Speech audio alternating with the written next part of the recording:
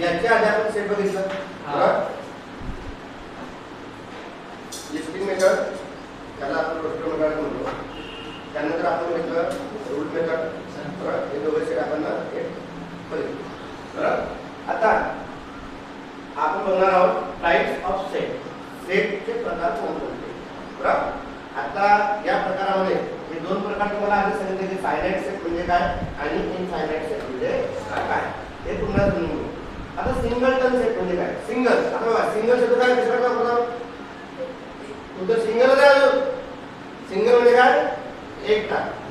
Single म्हणजे काय की ज्या संचामध्ये फक्त आणि फक्त एकच एलिमेंट आहे. किती एलिमेंट आहे एकच. बघा काय डेफिनेशन आहे. A set consisting of single element.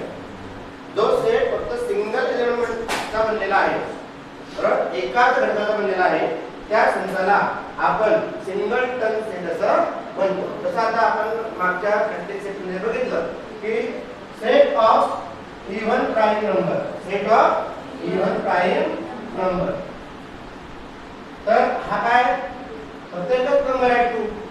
2 असाच एक इव्हन नंबर आहे तो प्राइम नंबर आहे. बाकी सर्व जे प्राइम नंबर आहेत हे ऑड नंबर्स आहेत बरोबर. फक्त 2 म्हणजे 2 ही संख्या अशी आहे की एकमेव सममूळ संख्या आहे. काय बऱ्याच स्पर्धा परीक्षेमध्ये हा प्रश्न विचारला जातो की दिलेल्या पर्यायापैकी फक्त एकमेव सममूळ संख्या कोणती. तर ती म्हणजे काय 2 बरोबर. तर ज्या संचामध्ये त्या सेटमध्ये फक्त सिंगल एलिमेंट असतो काय समान सिंगल एलिमेंट त्या संचाला सिंगलटन सेट असं म्हटलं जातं बरोबर. समजलं. आता एम्प्टी सेट और नल सेट. आता एम्प्टी म्हणजे काय आपण म्हणतो बकेट इज एम्प्टी. बकेट खाली आहे बरोबर. म्हणजे ज्या संचामध्ये घटकच नाही. काय तुमचं डोकं भरेल आहे एम्प्टी आहे भरेल आहे कशानं कशानं काही नाही तुमच्या डोक्यामध्ये. Your brain is empty. तुमचं मेंदू खाली आहे. तसं आहे पाय टाकून ठेवला आहे मेंदू. हा मेंदू रुंदच आहे बसा म्हणून त्याचा मेंदू टाकून ठेवला आहे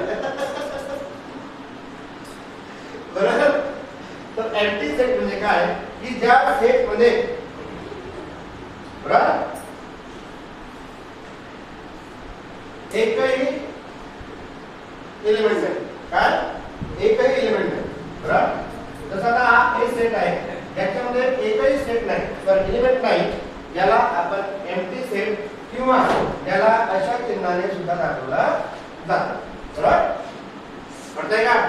हे चिन्ह हे एम्प्टी सेटचे चिन्ह नल सेटचे चिन्ह. याचं नल सेट की ज्यामध्ये घटकच नाहीये. There is no element in that set. That type of set are called empty बरोबर. आता आपण येणार आहोत हे दोन संच फायनाइट आणि इनफायनाइट. काय फायनाइट आणि इनफायनाइट. पहिली गोष्ट फायनाइटचा अर्थ काय होतो. फायनाइट म्हणजे मर्यादित. फायनाइट म्हणजे काय मर्यादित. आता समजा म्हणू म्हणजे याला काय म्हणतो आपण लाईन सेगमेंट आहे. लाईन सेगमेंट हा जो आहे ना हे फायनाइट लाईन आहे. Finite line between point A बरोबर. म्हणजे ही लाईन इकडे पुढे जाऊ शकत नाही आणि तिकडे पुढे जाऊ शकत नाही बरोबर. हे काय आहे इकडे जेव्हा फायनाइट म्हणजे काय मर्यादित. फायनाइट म्हणजे काय मर्यादित की जे पुढे जाऊ शकत नाही.